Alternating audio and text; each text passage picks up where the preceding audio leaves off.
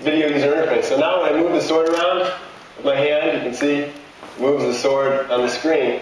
And we can actually tilt it, get it going. Let me switch to this room here. In this room, I can actually interact with these bubbles by moving the sword. You can chop them and then they pop, or you can just tap them and then move. I'll just tap some of them. And then we have this other object. If I pick up this object, this is like a ball on a chain. And this shows kind of a physical simulation. You can actually spin the ball in the third dimension. And if I get the thing going, the chain will really start to whip around like a 3D chain should. And that kind of is subtle, but very important that we can do that, you know? Otherwise, if you just have 2D, it's always moving like this. So that third dimension really makes it feel like a flail, I imagine. Let's go back to this room. Let's see if I can do all 3 of them. And you can actually light that candle with the torch, and you see when I move the torch, it casts shadows on the still. You know, so this was showing that we already had this demo, already created a show, a real game-like graphics, and we slapped all this stuff over the top of that and still made it. So if I do a circle, that's the fire spells. So then I can cast the magic fireball spell, and I can shoot it out of my wand here. Gesture. So if I twiddle my fingers again to activate it, then I draw a square this time. I get the air spells. Let's see if I can get this upside down triangle drawn here. That's the mind spells. And if I cast a spell, then I go invisible. You can see I can kind of fade it right out. And I'm kind of only partially visible here.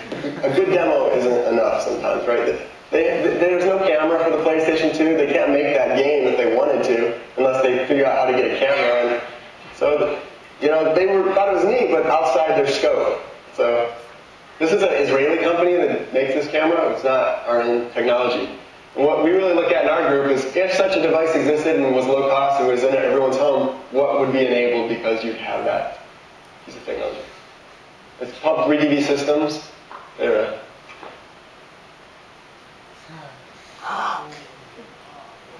arms, and so you're like a bird. You flap your arms. This actually has audio on the PC. Yeah. So if you'll see, there's a little shadow on the right. That's your shadow. So you are a bird. So when you flap your arm, the shadow's wings will flap, and you'll hear it flap. Yeah. And if I lift my arms up, like what we wanted to show is that the camera can be used not as the main interface, but it can also be used just to augment a normal game. So if we have this kind of, if you imagine now kind of a first-person game, and I can kind of duck around the corner. Yeah.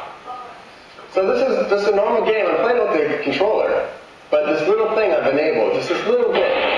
People already do this anyways when they want to duck around the corner. They use a stick, but they lean like that. So I also believe a camera and a microphone are just going to become really integral parts of the platform, the console platforms from now on. They're just another input device, really. And the input device is really one of the things that's limiting the interaction with the console now.